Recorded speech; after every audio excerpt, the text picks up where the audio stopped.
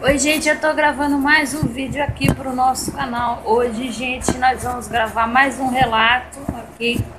Relato bastante longo, muito longo. E eu provavelmente dividirei em mais de uma parte, ok? Provavelmente também vou falar bastante. Tem gente aí que fala que não gosta de vídeo comprido. Gente, esse é o estilo do meu canal. Eu gosto de fazer vídeo longo, eu gosto de falar pra caramba, eu gosto de esmiuçar pra caramba. Muita gente gosta de assistir vídeo longo no meu canal. Se você não gosta, um canal que eu recomendo pra vocês de vídeo curtinho e um canal muito bom é o canal chamado de Desabafos e Afins, da, acho que é Miriam, o nome da moça lá que grava. O nome dela é Miriam. Vão lá assistir o vídeo da Miriam, os vídeos da Miriam, que são curtinhos, tá, gente? São muito bons também. Mas aqui a tônica do meu canal é vídeo comprido, tá, gente? Eu não sou muito sucinta, não sou de falar pouco, não sou de, enfim, de resumir as coisas, eu não sou. Algumas coisas eu posso até mudar, outras não, gente. Tem gente que gosta de vídeo comprido. A temática do canal é vídeo comprido. Vocês podem reparar lá, pouquíssimos vídeos tem menos de 20 minutos. E é assim que a gente vai continuar. Ok? O de hoje também vai ser bem comprido. E eu não sei, tá, gente? Eu não sei se eu vou dividir em mais de uma parte. Provavelmente sim, porque tá muito grande o relato da moça. E vou comentar bastante também. Olha lá. Oi, Sara, tudo bom? Segue meu relato sobre minha experiência com mãe e pai narcisistas, meu ex-marido e minha irmã, agora aparentando fortes traços narcísicos. Gente, aqui, né, a gente não pode dar diagnóstico pra ninguém. E ela, então, tá falando aí dos supostos traços. Você vê quanta gente? Mãe, pai, irmã... E também agora o ex-marido dela, né? Então, por isso que ficou muito grande, porque fala de muita gente. Tem gente que fala da mãe por cima, fala um pouquinho do namorado. Tem gente que fala muito do namorado e fala da mãe por cima. Enfim, ela falou muito de todo mundo. Então, vamos ler aqui, ó. Vou tentar resumir. Ela falou que pode falar os anos. Eu perguntei pra ela antes de colocar o vídeo aqui no canal. Então, eu perguntei pra moça se pode falar os anos. Geralmente eu não falo anos, mas a história é toda marcada em anos. Porque é desde o começo, né? Então, desde o começo da vida dela. Então, eu vou narrar os anos, mas não vou falar os nomes. Vou tentar não falar... Tentar não posso falar os nomes, né, para não identificar, e vamos mudar algumas coisas aqui no meio. Algumas características também, se precisar. Olha lá. Nasci em 1974. Morávamos num terreno onde a casa da minha avó paterna era a de cima, a única de alvenaria. A nossa era do meio e a do meu tio e família a de baixo. Até então, não tenho lembranças da dinâmica familiar. Gente, agora eu vou tentar para um detalhe aqui. Tomem muito cuidado e muito critério na hora de assistir esse relato, porque ela vai narrar aqui alguns abusos sexuais que ela sofreu na infância. Isso pode trazer gatilho de trauma para algumas pessoas. E também, se for menor de idade, muito suscetível ao tema, é melhor não ver, né? É melhor não ver. A gente já vai avisando, né? Eu fiquei de avisar no começo, mas aí quando eu li aqui a parte do abuso sexual é que eu lembrei. Tem abuso sexual, que ela vai narrar com certos detalhes, tá? Pode ser que haja gatilhos de trauma para quem é muito sensível, para quem passou também. E também para menores de idade, caso haja alguém menor de idade. A maioria das pessoas aqui do canal que vem assistir é bem maior de 18, né? A maioria é entre 25 e 50, 55 anos, mais ou menos. Não é canal para pessoas menores, não é canal de tônica adolescente, nem de criança, não é canal de tônica infanto-juvenil. Porém, se houver alguém que seja menor de idade que esteja assistindo, melhor não ver.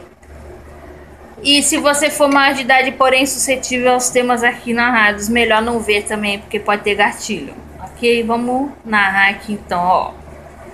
Passei a ter, após o abuso sexual que sofri por parte de um tio, que ela passou a ter lembranças, tá? Ela tá retomando a lembrança aqui. Ela passou a ter lembranças da dinâmica familiar após o abuso sexual sofrido por parte de um tio, que morava junto com minha avó ainda.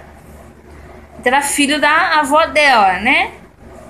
Devia ser irmão do pai. Olha lá, eu devia ter uns 5 anos, por isso que eu falo, gente, é pesado, tá? Pois lembro que estava cursando a pré-escola. Meu irmão deveria ficar comigo à tarde enquanto minha mãe trabalhava. Meu pai, eu não me lembro por onde andava, se estava na cidade trabalhando ou viajando com amigos. Por isso que eu falo, gente, se for para ter um filho, é para ter direito e é para olhar isso aqui. Não só abuso físico, caso haja, né? Mas todo e qualquer tipo de abuso, caso haja. Pode ter que olhar, viu? Não pode chegar lá e largar na mão de qualquer um. Ah, mas é tio. Você não sabe. Olha lá. Meu irmão deveria ter 10 ou 11 anos. E uma criança não tem obrigação de cuidar de outra. Ele queria brincar, exatamente. Nessa hora, cadê pai, cadê mãe? E o que um menino de 10 anos ia poder fazer contra o tio, que já devia ser homem, caso ele viesse abusar da irmã na frente do irmão? O que ele ia fazer? Ele ia fazer, meu... Isso aqui é questão de pai e mãe ou maior de idade responsável. Não pode deixar largado assim. Olha lá. Não tinha na vizinhança meninas com quem eu brincasse. Então meu irmão deixava a TV ligada. Mandava ficar quietinha e ia jogar futebol no campinho um pouco próximo. Meu tio, desempregado na época e solteiro, só vinha saber sobre ele ter estado desempregado por minha mãe anos depois. Ia no corredor do quintal e me falava para ir com ele, senão ele ia me mandar meu pai me bater. E a criança acredita em tudo.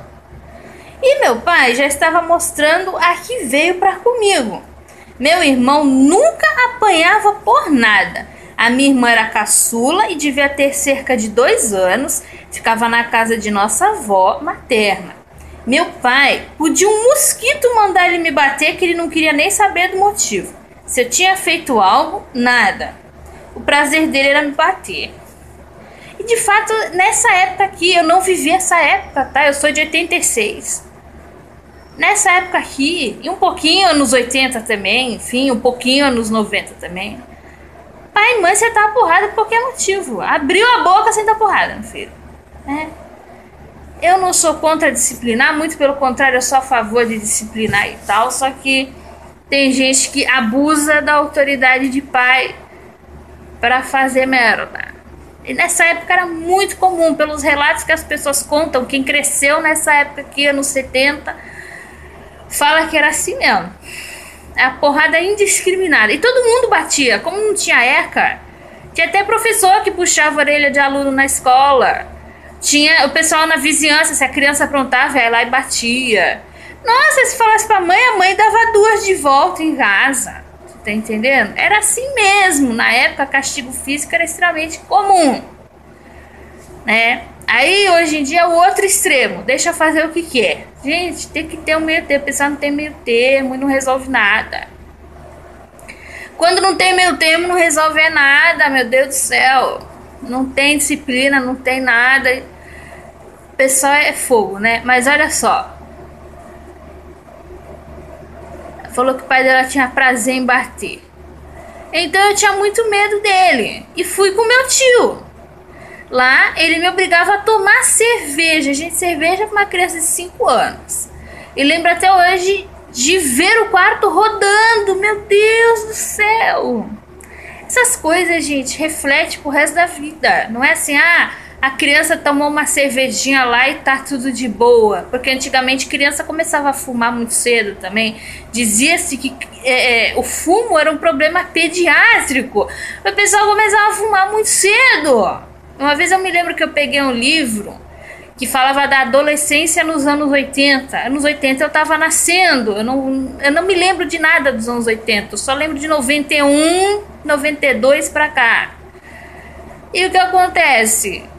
O pessoal falava que mostrou lá uma figurinha do menininho, devia ser um menininho de uns 11, 12 anos, com cigarrinho na mão. E era assim, até os anos 90. Nos anos 90 começou essa coisa do politicamente correto, que começaram a proibir propaganda de cigarro, começaram a proibir um monte de coisa para menor de idade, veio o Estatuto da Criança e do Adolescente, começaram a proibir um monte de coisa, né? Antigamente a criança era tida como um mini adulto. Em certas regiões a criança foi tratada assim, e quem sabe em algumas regiões ainda seja.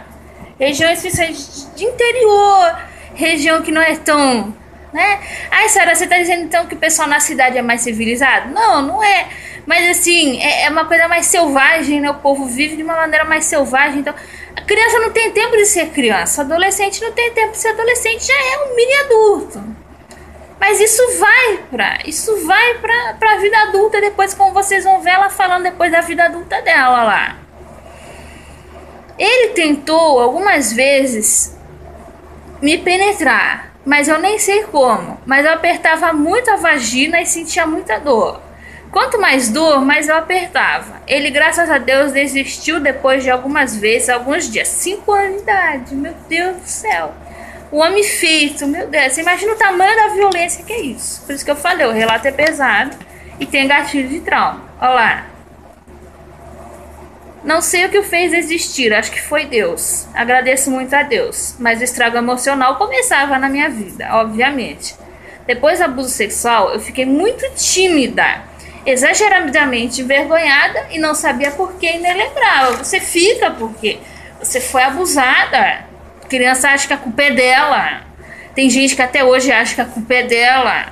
Eu me lembro que quando a Xuxa falou que ela foi abusada na infância, ela falava que ela já era grandinha para a idade dela. Pode ser grandinha, pode ser o que for, não justifica abuso, tá? Não justifica abuso. Moramos nesta casa até julho de 1982. Uma vez no início da noite, era verão, e lá fazia um calor tremendo. Eu gostava de ver o relógio reluzente da rodoviária que ficava em frente. Como ela lembra de um monte de coisa, olha lá. Ficava tentando entender como as pessoas faziam para ver a hora. Eu também não sabia ver hora em relógio. A minha geração, então, ela foi criada vendo hora em relógio digital. Então a gente demorou muito para aprender a ler em relógio analógico, por assim dizer, né? E numa destas, vi meu irmão caminhando na calçada em frente ao portão, chupando um picolé. Era aquele antigo de morango em formato de dedo, da Que Bom. Até pouco tempo ainda tinha. Eu não sei se ainda tem, mas até pouco tempo ainda tinha isso aí. Eu vi e falei, peguei. Ele me mandou ficar quieta, me mandou dar uma mordida. Fiquei quieta. O irmão mais velho mandando. Hoje dou risada, mas foi aí que acendeu uma luzinha dizendo que algo estava errado naquela família. Afinal, por que não compraram um para mim também? Por que não compraram um para mim também? Minha irmã era novinha, talvez não quiseram comprar para ela por ser considerada ainda meio bebê, sei lá. Mas se ela tinha 2 anos lá em cima, em 74? Não, 74 não, vai 79. Aquela tinha que 5 aninhos? 4, 5 aninhos já não é tão bebezinha assim não, gente. Bebezinha até uns 2, 3 aninhos. Depois dos 4 não é mais, é criança já, né? Por que não vai comprar um picolé para uma criança de 4, 5 anos? Tem medo que engasgue? Fica alguém do lado para ver se vai engasgar, né? Enfim, deixa pra lá. Mas aí comecei a prestar atenção nos meus pais e em toda a dinâmica familiar. Começou cedo, porque eu não prestava. Eu com 8, 9 anos não prestava não. Eu comecei a prestar depois de muito estresse pós-traumático, muita loucura, muita bagagem negativa. Eu e minha irmã brincando no corredor da casa da nossa avó à noite, e não sei qual era a brincadeira, e eu sempre fui risonha. Meu pai ouviu minha risada lá de casa, subiu e me deu um tapa tão dolorido no meio das nádegas e pegando a perna que tomei um susto. Ele nem sabia, mas aquele tapa, a atitude dele só para comigo e não na minha irmã também, que estava rindo alto. Eu abri os olhos e, como digo, comecei a vê-lo como um monstro. Cedo, né? Cedo na vida já começa a ver o pai que nem um monstro. Só que assim, gente, tá dando risada. Já reclamaram de mim. Tem pessoas com fortes traços narcísicos já reclamou de mim também. Você vai lá com a tua irmã e fica lá dando risada. Ué, tô matando alguém? Tô enchendo o saco de alguém? Não de dar risada. Tem raiva? Tem raiva da alegria alheia? Paciência, né? Tem raiva da alegria alheia. Tinha árvores de goiaba e manga no quintal. Eu via meu irmão subindo, ele não queria apanhar frutas para mim, principalmente goiaba, que eu amava. Tomei coragem e aprendi a subir na goiabeira. Um dia meu pai chegou e eu lá em cima comendo goiaba com meu irmão. Meu pai tirou o cinto grosso e de couro da cintura e disse: desce para apanhar. Meu irmão deu risada. Ó, todo mundo corroborando e reverberando com o sofrimento. Ó lá. Eu desci e apanhei como nunca. A vigilância e as proibições deles até me proibiam de ficar na casa da minha avó materna junto com minha irmãzinha. Isso tudo começou a me cansar. Eu comecei a sentir vontade de fazer coisas com que eu me sentisse afrontando eles. Eu ia brincar de andar na linha do trem, em cima da linha, que passava logo depois da cerca do nosso quintal. Eu andava longe da casa, até começar a ficar com medo, então voltava. Já era o início do sentimento de querer me livrar do domínio perverso do meu pai. Até então minha mãe era razoavelmente boa para mim, mas ela me batia muito, principalmente quando na igreja, culto à noite, eu junto com minhas primas dávamos algumas risadas. De novo a risada, gente. Se ela estivesse tirando o sarro do coleguinha, se ela estivesse batendo no coleguinha. Não, tá dando risada. Ela me levava no banheiro da igreja e me batia de maneira totalmente desproporcional ao que eu havia feito. Pois é. Na época ainda era início dos anos 80, era muito comum isso aqui. Em 1982, na segunda série do primeiro grau, que hoje é o assim chamado Fundamental 1, né? Fui aluna da minha própria mãe. Olha, eu já fui professora da minha mãe, eu já fui professora da minha irmã, eu já fui professora de metade de Santos. Se deixar. Eu dei aula por 8 anos, a cidade parece que não, mas essa cidade é um ovo. Toda hora encontrando ex-aluno por aí. Eu falo, professor não deixa de ser professor. O professor pode deixar de dar aula, mas ele nunca deixa de ser professor. O professor é que nem, parece que tá no sangue, né? Cheguei a dar aula para minha mãe, dei aula para minha irmã também. E essa aqui foi então a aluna da mãe. Às vezes é bom ser aluna da mãe ou aluna da irmã, como foi o caso da minha irmã. E às vezes não, como essa mãe era narcísica, não deve ter sido muito legal. Ela deixava todos os alunos normalmente irem ao banheiro, menos eu. Olha lá. Eu achava estranho demais. Ela dava justificativa de que se me deixasse sair para tomar água ou ir ao banheiro, ela temia que os alunos e os professores de outras salas pensassem que ela estava me mimando, né? É que eu acho assim, gente, até hoje, eu não entendo isso. Escola, principalmente estadual, pelo menos aqui em São Paulo, uma vez eu falei de escola estadual, veio uma moça lá de outro estado que falou que no estado dela não é bem assim. Aqui em São Paulo é uma desgraça. E você não pode deixar aluno no banheiro. É primeira aula e última aula. Acabou de voltar do recreio, não pode ir pro banheiro. Como assim o aluno vai se mijar nas calças? Enquanto isso, no fundo da sala, estão xingando mãe. Desculpa o termo chulo que eu vou usar aqui. A molecada tá mandando não sei quem chupar a pica dele. Não sei quem tá mandando a mãe do outro chupar a rola dele. Na minha época já faziam isso. Há 20 anos atrás já faziam isso, de falar que vai mandar a mãe chupar a rola dele, que vai mandar a mãe ficar de quatro pra ele pegar, vai mandar a mãe bater uma punheta pra ele. Gente, aí isso pode. Ir no banheiro não pode. Tomar banho, meu. Falta muito critério nas escolas também do que pode e o que não pode permitir. Esse tipo de bullying pesado, mas é coisa de moleque. Tudo moleque faz. Todo moleque com 13, 14 anos faz. Manda chupar rola, manda... né? Ah, mas não é sério. Não importa. Escola é lugar de estudar. Escola é lugar de fazer amizade, mas não é lugar disso. Ah, mas no banheiro não pode? Minha filha, eu sempre deixei a aluna ir ao banheiro à vontade. No estado eu não podia, né? Quando eu parei de dar aula no estado, eu deixava ir, até porque as salas eram menores. Pode ir ao banheiro. Quando a aluna perguntava, eu falava, claro que pode. Como é que eu vou impedir um ser humano de ir no banheiro? É porque nas escolas eles têm essa orientação, que não pode sair para ir no banheiro a qualquer hora. Eu vou tomar banho. Entendeu? Ao invés de pegar com coisa pesada, não. Vocês pegam com bobagem, que é pro banheiro, fazer um xixi, beber uma água. Entendeu? Não, enquanto isso, eles fazem uma vistona grossa pra... Ah, mano, tua mãe é minha, tua mãe é vagabunda, tua mãe é vadia, esqueci a minha cueca na casa da tua mãe. Eu lembro disso tudo. Eu só não sofri com isso porque eu era menina. Porque os meninos todos, cada dia era dia de zoar a mãe de um. Toma banho. Ó, até hoje essa coisa de banheiro nas escolas. Ó, quantos anos depois? Vê como a gente é atrasado, como a gente não evolui, como passam gerações e gerações e tá na merda do mesmo jeito, olha lá. Como assim?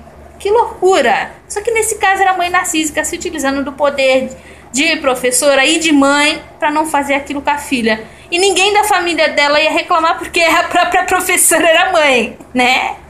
Ai, meu Deus do céu. Era o início onde eu comecei a abrir meus olhos para ela também. Eu tinha 7 anos e Deus começou a permitir eu ver e entender a dinâmica familiar.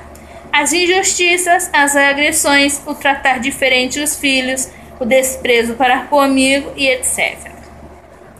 Em julho de 1982, mudamos de casa. Era uma casa melhor e mais perto da escola. Era a fase de transportar a mudança ainda. E tínhamos uma cachorra de raça linda que ganhamos da tia, que já era casada, com o que abusou sexualmente de mim. Lembra daquele pedófilo? Ele casou com uma mulher. Olha lá. Meu pai chegou com uma Kombi trazendo a cachorra, que nós todos amávamos, menos ele, pois ela deixava a gente alegre, e principalmente eu. Ó, inveja da alegria da criança, é uma criança. Meu Deus do céu. Ele subiu a escada segurando a cachorra pelo rabo. E a cachorra chorando de dor feito uma louca. E eu na varanda, bem na cara dele, vendo tudo aquilo. Eu acho que ele chegou, me viu e fez de propósito, para que eu ficasse triste e sofresse pela cachorra. Ele era muito perverso. Dá pra chamar isso aqui de pai e mãe? Não dá, gente, não dá. Já tem gente que diz, ai, perdoa, porque pai e mãe é sagrado. Hoje em dia deve estar com idade já isso aqui. Canalha também envelhece, tá, gente? Isso que eu falo, aí você vê o velhinho, ai, velhinho, ninguém da família vai visitar. Na família, ninguém, você não conquistou ninguém da família. Tá entendendo? Eu e minha irmã, por mais que a gente tenha problema, a gente tem uma relação muito boa. De vez em quando briga, ela tem as birras dela, minha irmã tem alguns problemas, ela tem problema psiquiátrico, minha irmã. Eu já tive também. Não vou dizer que eu não tenha, né? Nossa, ela tá se achando, ela disse que ela não tem. Mas a minha irmã toma 2 remédios por dia, psiquiátrico, né? Eu não tomo, desde 2009, eu não tomo nada. Vou aí tratando com a medicação, com a meditação, vou tratando com outras coisas e vou fazendo aí... Eu vou fazendo uma manutenção aí das coisas, né? A minha irmã tem problema, então às vezes ela... Tem algumas coisas, não sei se é só do transtorno, se é da personalidade dela também. Mas no geral a gente se dá muito bem. E quem não se dá com ninguém? É esquisito, né? Ou é todo mundo perverso, ou é a própria pessoa que é perversa. É muito estranho, olha lá. Meus pais brigavam muito. Vê que os dois são perversos e os dois brigam muito. Não tem muito esse negócio de os dois ruinzinhos vai se unir. Não, eles podem até fazer parte de uma simbiose macabra. Eles podem até fazer parte de um negócio meio sinistro ali, que não é legal, tá? Mas eles não são leais sequer a si próprios, quiçá um ao outro. Então, não dá esse negócio de... o pessoal idealiza muito o que é aquela merda lá. Coringa e Arlequina, casal de vilão. Mas os dois são uma merda. Casalzinho é uma merda. E tem muita gente que shippa essa bosta. né? Enfim, depois do Christian Grey e da Anastasia Steele, o casalzinho famoso, abusivo e bosta, que eu menos gosto, a Coringa e a Arlequina, acho uma bela bosta, né?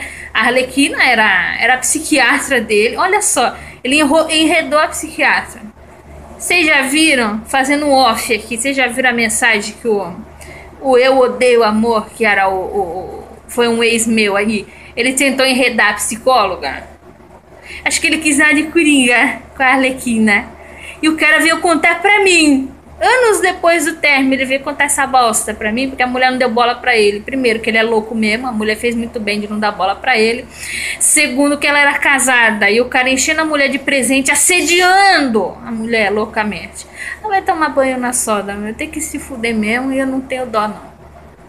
Vamos voltar aqui, ó. Então os ruizinhos também não se bica, tá, gente? Não vamos idealizar e romantizar essas merda, não. Ó, meus pais brigavam muito. Aparentemente não estava bom o casamento. Nessas dinâmicas familiares não tem casamento bom. Olha lá. Meu pai, quando mudamos para essa casa, ficava falando assim pra gente, para minha mãe e nós três. Vocês não deviam ter mudado para cá. Vocês tinham que ter ficado morando naquele fundo de quintal mesmo.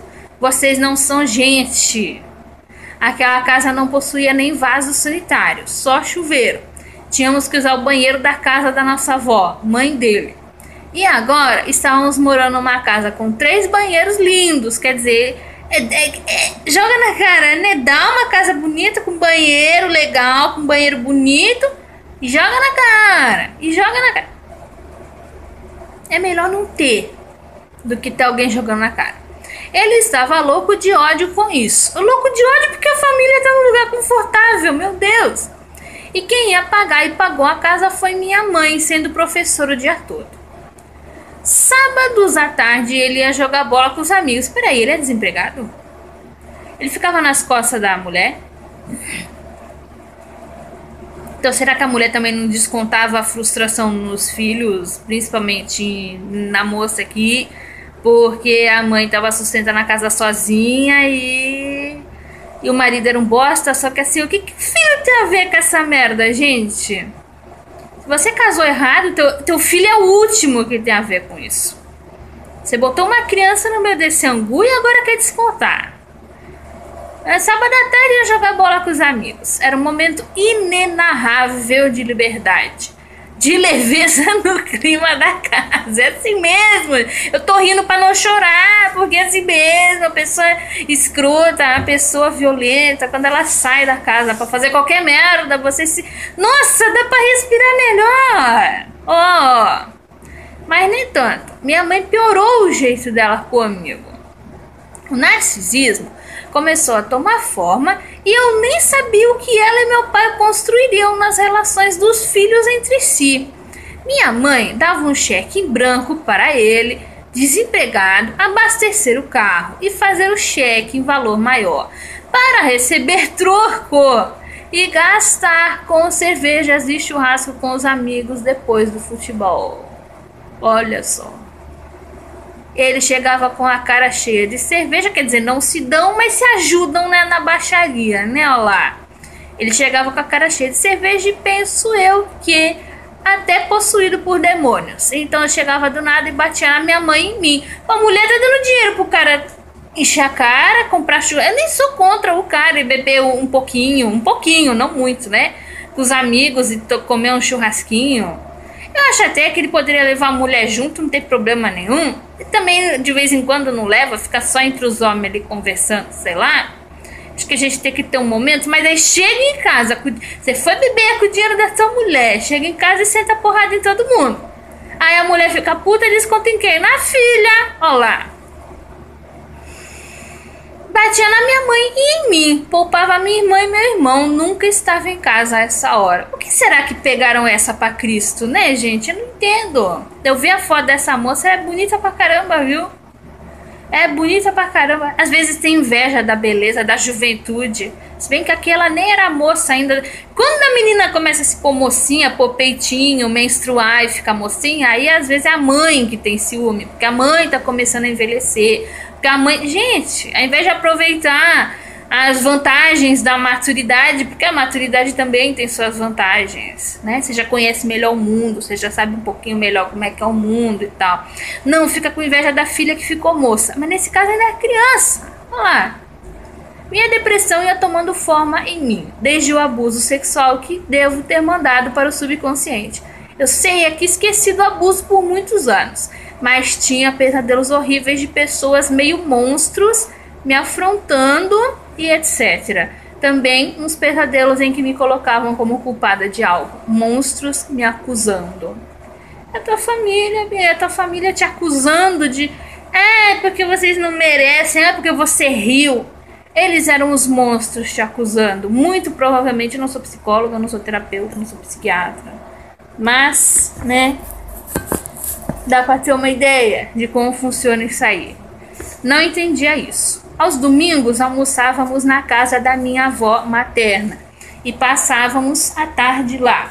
Tomávamos banho e íamos pra igreja. Você vê todo mundo de igreja, ó lá.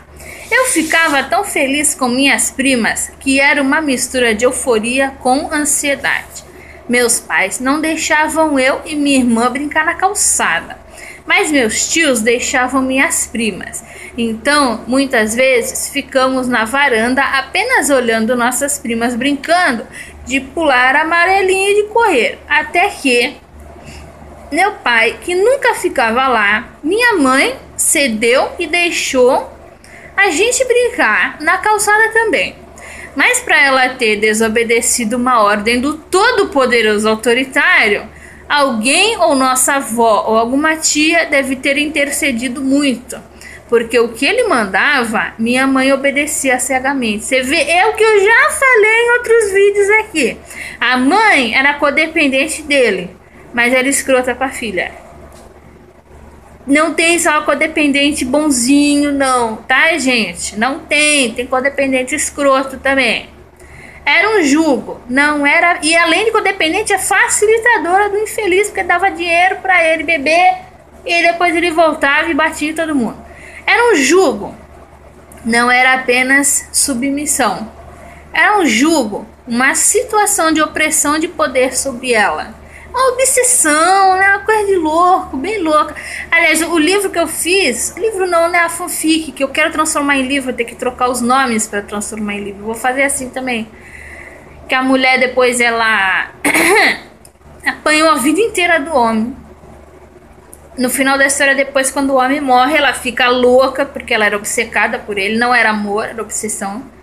E ela desconta tudo na filha. A filha já é casada, mas naquele tempo dava ainda pra abusar da filha, inclusive casada. Abusava da filha casada. Você tá entendendo? Então, é opressão, é obsessão, é loucura, é tudo menos amor. Tanto que quando ele me batia, sempre ferozmente e violentamente o rosto dela. Eu olhava e tinha um ar de que estava gostando. Meu Deus do céu. A bagunça que faz na cabeça de uma criança.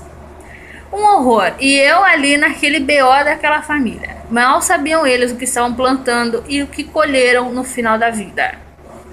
Já morreram? Não sei, não vi ainda o final do relato para saber se já morreu. Nas surras que tanto meu pai quanto minha mãe me davam, tendo eu feito algo de errado ou não, sentia que eles tinham prazer enorme por estarem me batendo e sentia que eles queriam mostrar o poder que tinham sobre mim, pois me batiam na frente dos primos, dos tios e de quem estivesse no local do nervosismo deles. Minha mãe era graduada em pedagogia e educação artística, ou seja, não era tão ignorante para topar a violência do meu pai e agir perversamente comigo. Gente, vocês veem vidas partidas? O cara era doutor. O cara tinha um doutorado concluído. Não importa ser doutor em Harvard. Isso é da ignorância da pessoa. A pessoa é escrota, a pessoa é uma merda. Tem pessoas analfabetas que têm muito mais senso do que certos doutores por aí. Entendeu? Ensino formal não significa que você é uma pessoa mais decente, não. Só significa que você teve um pouquinho mais de oportunidade do que o outro. Olha lá. Ah, mas transtorno de personalidade ninguém pede ter. A gente não sabe se ele é transtornado de fato, mas era uma pessoa extremamente nociva e tóxica, com certeza. Quem tiver que ter, terá. Mas eu penso que minha mãe, por frequentar a igreja evangélica também, penso que ela poderia ter percebido esses comportamentos e poderia ter buscado ajuda. Mas ela gostou de se tornar para comigo a pessoa que se tornou. Traços fortemente e constantes narcísicos. Traços, atitudes, comportamentos. Gente, negócio de igreja é o que mais tem. Gente ruim é onde mais tem igreja. Nossa, Sara, você tá com preconceito com igreja? Você vê que não. Eu tô lendo o relato de uma moça aqui que ela disse que é evangélica. Tem pelo menos umas 2 ou 3 pessoas com quem eu converso sempre que elas são evangélicas. Teve um rapaz que eu ajudei ele numa crise aí de depressão que ele teve. Ele é evangélico. Eu não sou nem cristã. Eu nem adoro o mesmo Deus que vocês. Já devem ter visto outros vídeos aqui que eu falo que eu nem adoro o mesmo Deus de vocês. Eu não sou cristã, eu sigo outra linha totalmente diferente. Mas, em primeiro lugar, a gente tem que ver o ser humano primeiro, né? Em segundo lugar, o que eu não gosto de fanatismo. Tem gente que vai pra igreja, gente, pra fingir, pega aquela capa de santidade, né? Finge que é uma pessoa super do bem, uma pessoa super legal e faz um monte de bobagem. Gente, é o que mais tem. Narcisista, perverso, psicopata, totalmente ateu. É difícil, sabe? Porque as pessoas nas igrejas, elas acham que elas têm um poder sobrenatural. Elas são as escolhidas. E essa coisa de escolhido, eu sou o escolhido. Se você levar muito ao extremo, ele vai pro narcisismo. E o narcisista gosta de se sentir o escolhido. E isso independe de religião. Eu já vi muito umbandista, já vi muito candomblessista. Budista eu não cheguei a ver, não. Mas eu cheguei a ver um bandista, que é muito comum aqui no Brasil, né? Umbanda é super comum aqui no Brasil. Já vi católico também. Pessoas extremamente narcísicas nos seus comportamentos. Uma vez eu fui vou fazer um off aqui. Uma vez eu fui num terreiro de Umbanda, gente. Isso fazem anos. Fazem cerca de 4 anos que eu fui. Tinham me indicado para ir. Em primeiro lugar, que eles queriam cobrar taxa só de entrar lá dentro. Eu não sei nem se é bom ou se é ruim. Como é que eu vou pagar? Não conheço.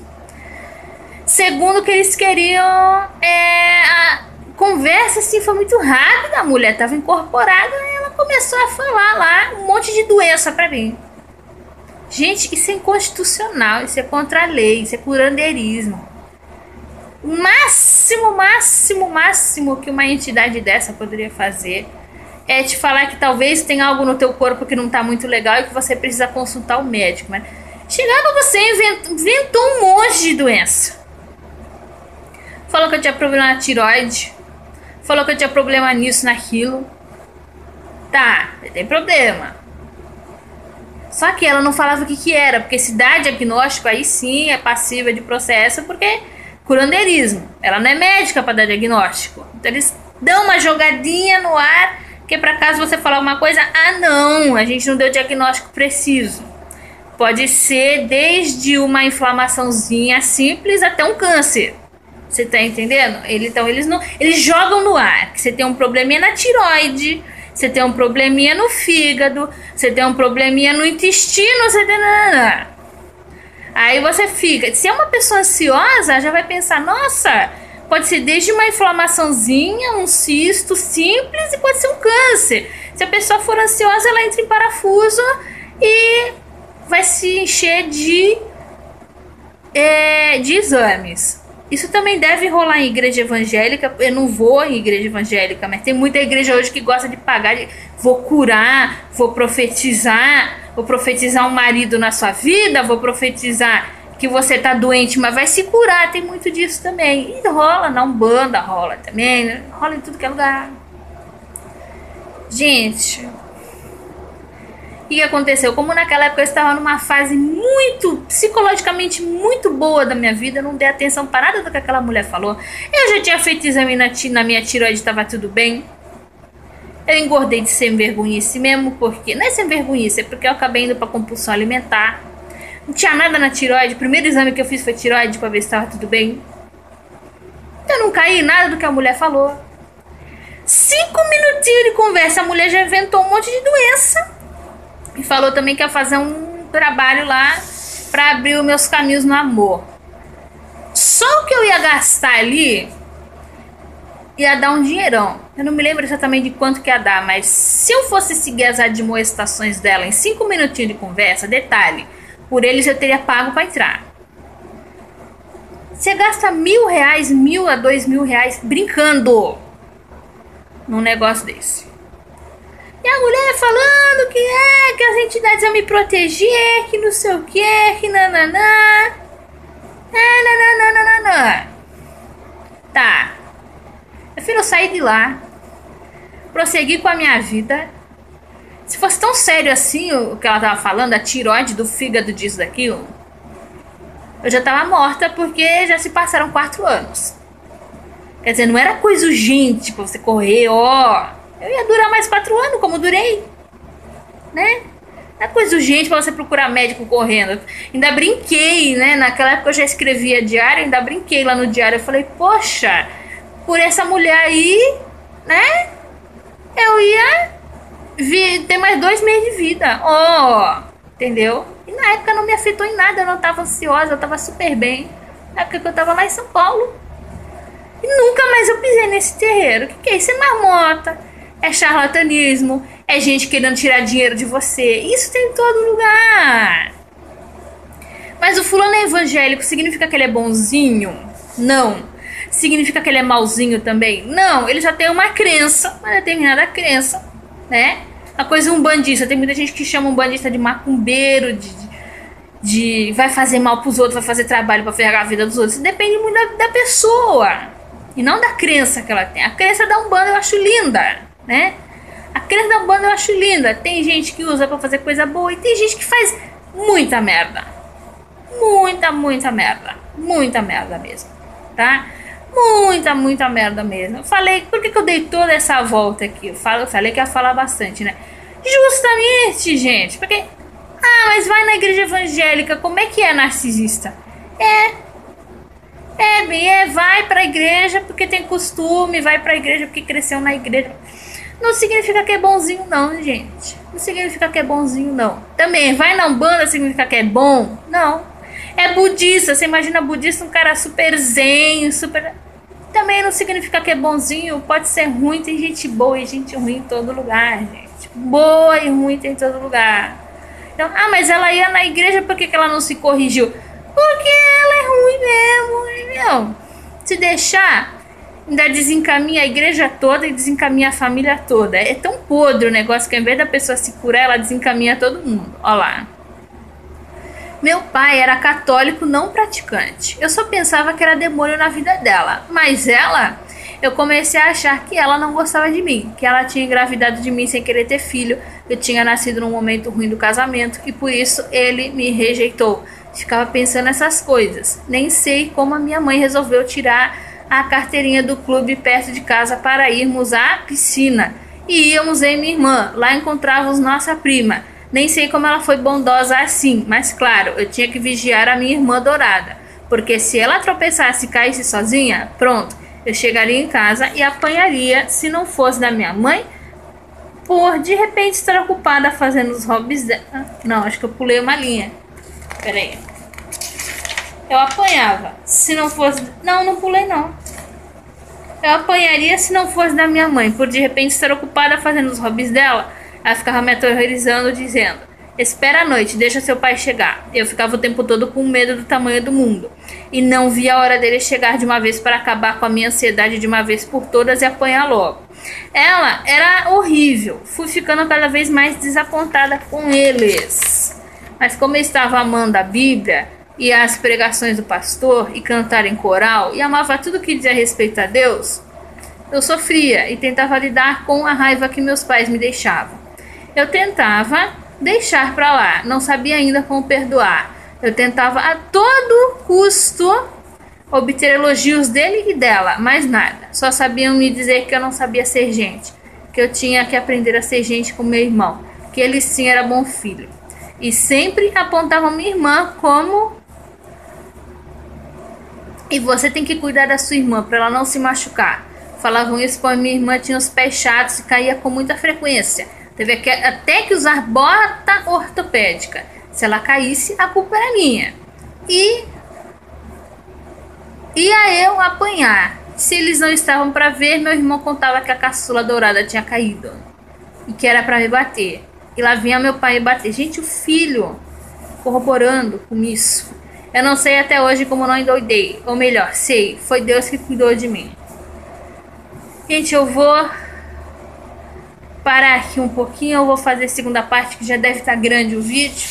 Vou fazer a segunda parte, porque esse relato é de fato bem longo. Até daqui a pouco.